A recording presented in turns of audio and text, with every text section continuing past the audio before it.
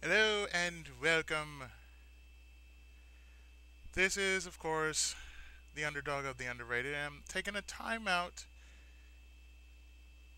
for a little something called a personal moment. This time it will be about remember when. Do you remember when you were a kid around the 1980s or the 1970s? We had such coolness as the Legos and all the stuff you see here. You remember all that, especially the Nintendo Entertainment System or even the various video games that came out. And oh, all the cartoons and everything you can possibly imagine. Yeah, I remember that too. Do you also remember when you were a kid that were when you actually went to bed and your parents actually told you a story? They told you a story based off a fairy tale like Little Red Riding Hood, Alice in Wonderland, the Three Bears, maybe to some extent, maybe the Three Musketeers or something like that. Yeah, I remember that too. The only thing I'd say about that is, why does this generation have to suffer just because they got to have the cool, the wow, the wham, bam, wow? It doesn't make sense. It's like, for instance, I'll take a personal classic, Little Orphan Annie. That was an old comic strip, remember? And they made it into a musical in the later years, around the late 70s, early 80s, something like that. And you know what? It was fine. It was dandy. It was a musical. I don't care. I rarely watch musicals, nor rather did I ever give a damn about them. The only musical I ever did watch during this time was Cats. And I didn't and I watched Cats like maybe about 2 years back. I saw this and I sat there and I was genuinely wowed.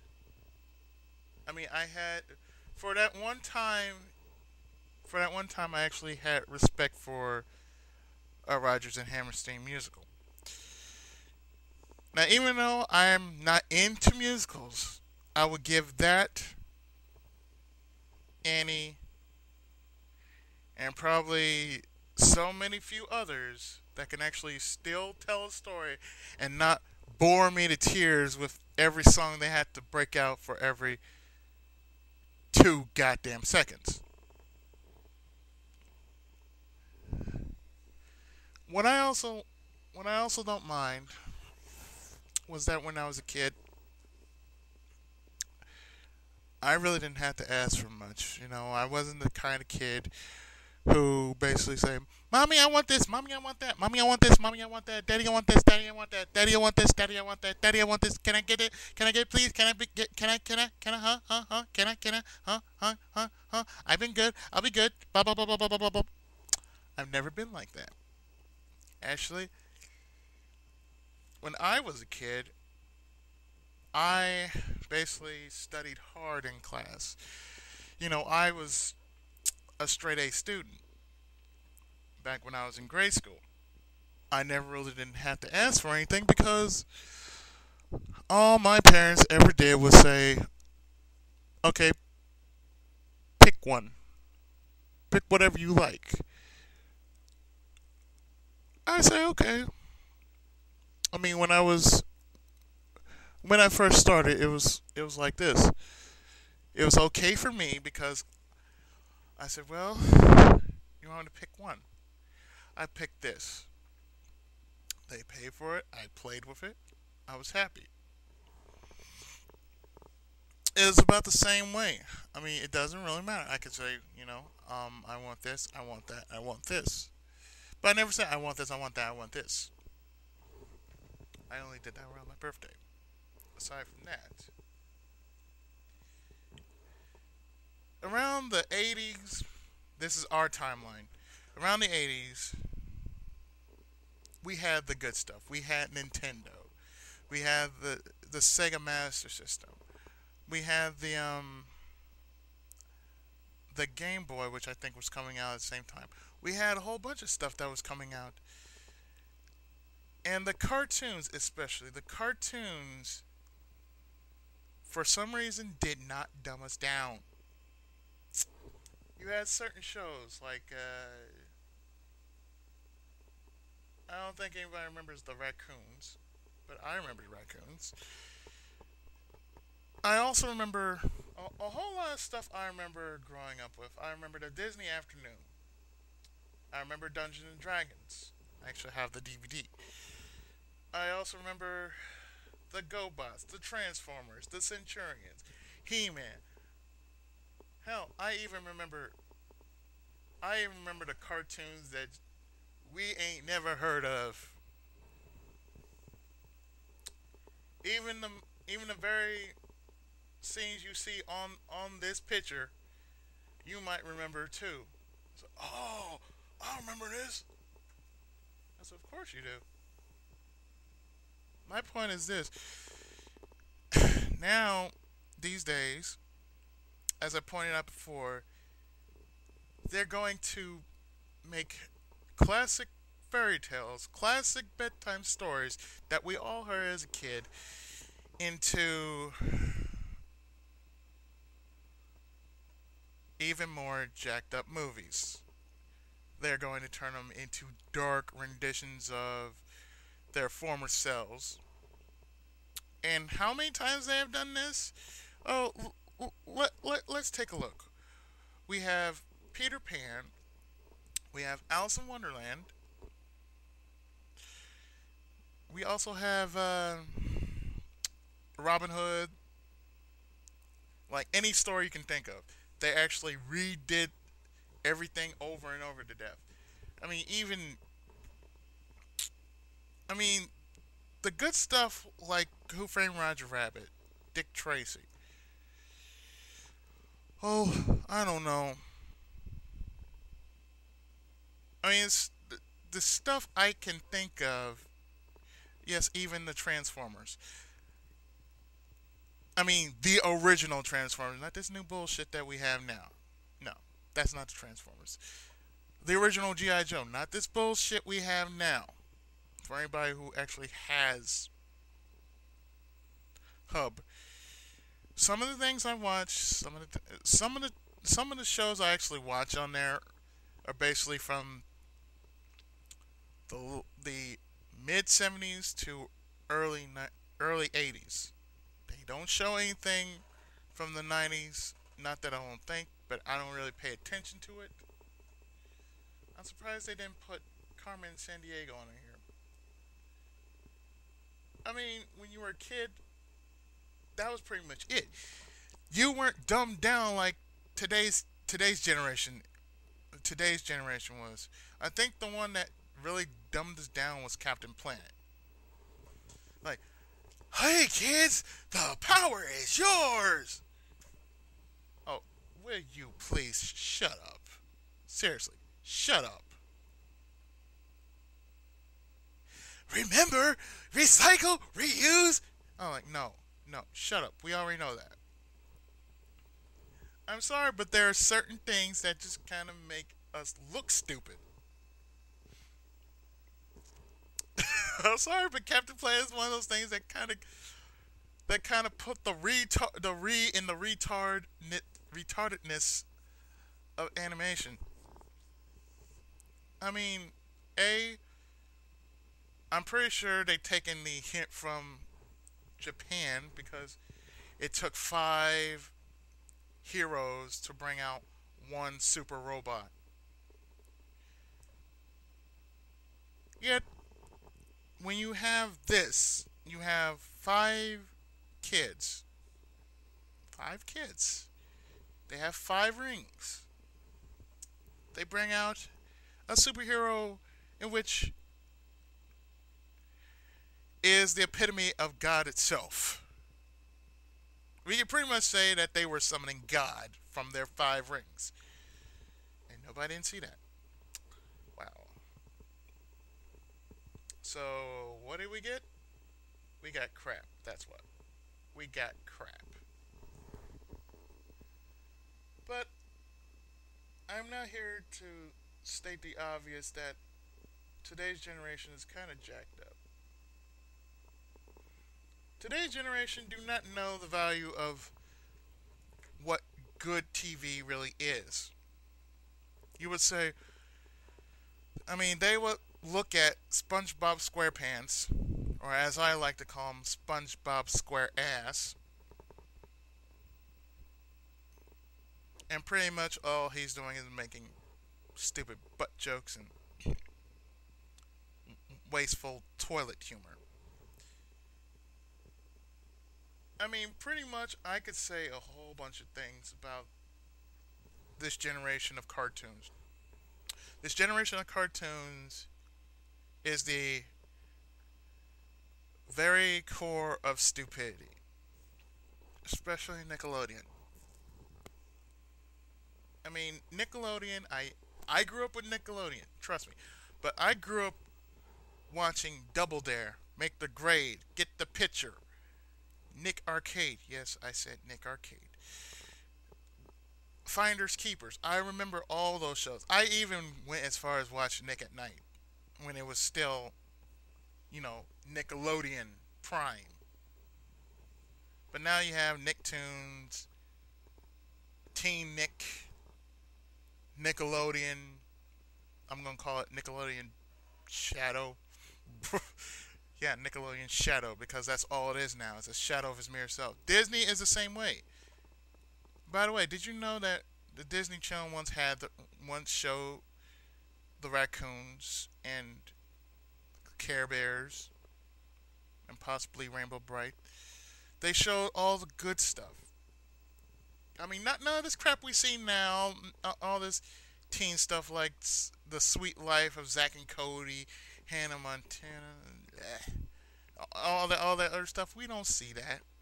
No, what we grew up with, that is what we grew up with. I remember I even saw the Ralph Bakshi movies.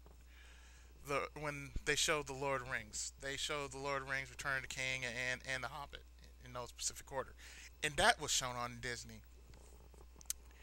And how do I remember this? Easy.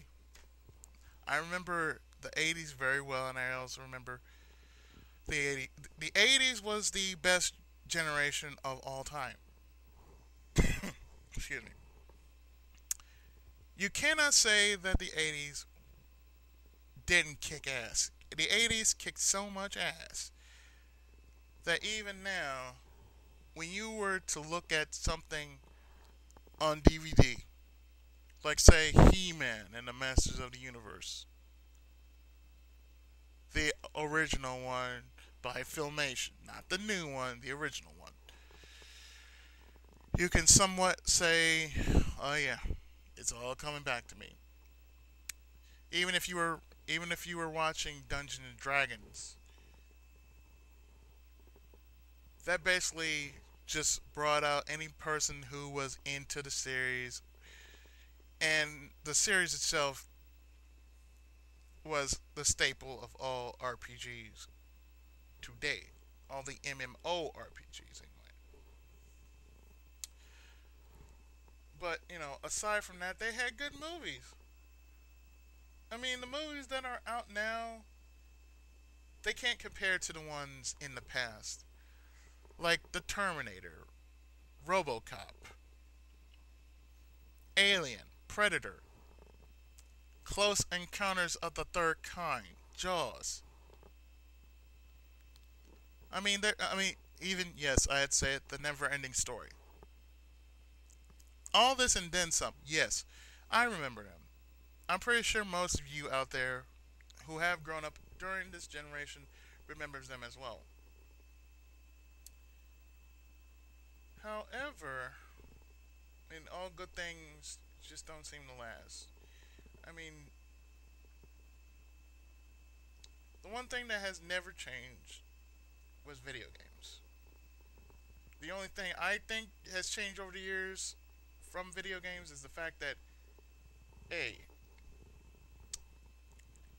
video games seem to come and go, but you know they still have their thing. They still have, you know, the reason for you to sit there, play a video game, and I mean that's where the Let's Play community was born from. We were born from video games, our love of video games. I mean, that's where for me, that's where URG came from. It came from obscure video games. That's where I got the idea for URG, underrated video games, because I didn't have the popular games. I had the ones that weren't so popular, the ones that were just in the shadows. They were just like sitting there.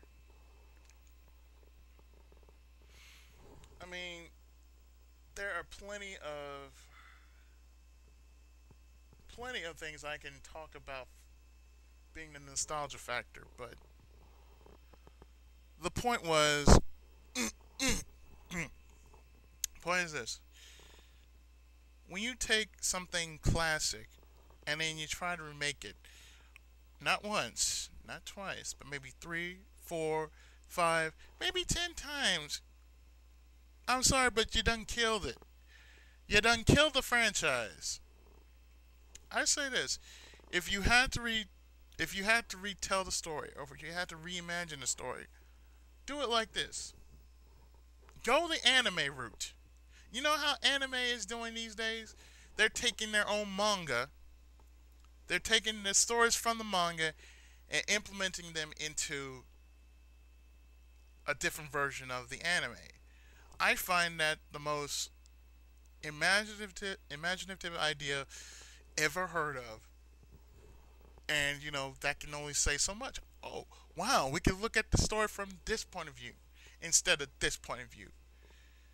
I mean, suppose if they made a different version of Peter Pan, but it was told from the view of the but it was told from the point of view of the Lost Boy, of one of the Lost Boys.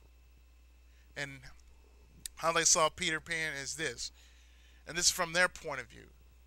You know, there are so many ways you can work a classic story, but at the same time you don't run it down to the ground, but you just make it, make it from a certain point of view, like this character's point of view. I would prefer if you were to retell the story, make it from the point of view in which this person who had been journeying with the main character, the main protagonist, tell the story like some years after the original story, how they remember it.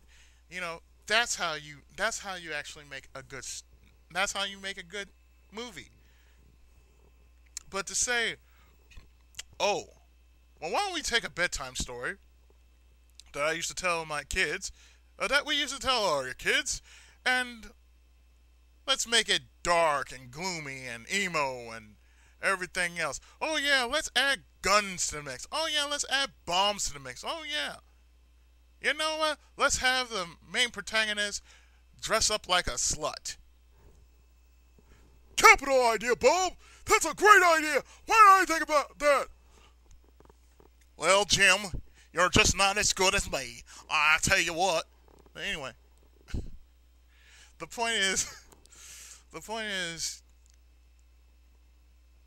the classics never die.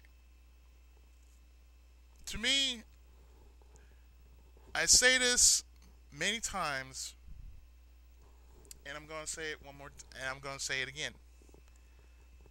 The original will always outdo any remake. Because I can tell you this. Karate Kid, the original has more meaning than the remake of it. Because when you make it like when you remake it, it loses every point of its meaning saying, "Oh well, I don't like it because it's just not there." But to me, look, I like the original. I don't like no remake because you seem to lose the whole meaning when you don't have it. I mean, when you start to remake it, it loses its meaning. So with that, I can't say anymore. I mean, really, I don't. Anyway, with that, my final my final thoughts about this is this: to truly enjoy something from the past, watch it like it was your first time when you were a kid. Reimagine the time when you were smaller. And just think about it. You're watching this for the very first time, and you get your popcorn and sit down, turn the lights low, whatever you want to do. Just pretend you're watching it for the first time and just sit there and just enjoy. Forget forget the current time. Just go with it. And I think you'll agree that when you look at it about 20 years 20 years from from where you are now, from when you were a kid, look at it look at the original like you were a kid and just take yourself back to when you were a kid. I I'm telling you this because when you look at it this way, you will keep your mind fresh, and at the same time, you can only pity this generation for not seeing how cool we had it back then compared to what they're having now. So, with that, I have been the underdog of the underrated, and this has been a personal moment about nostalgia.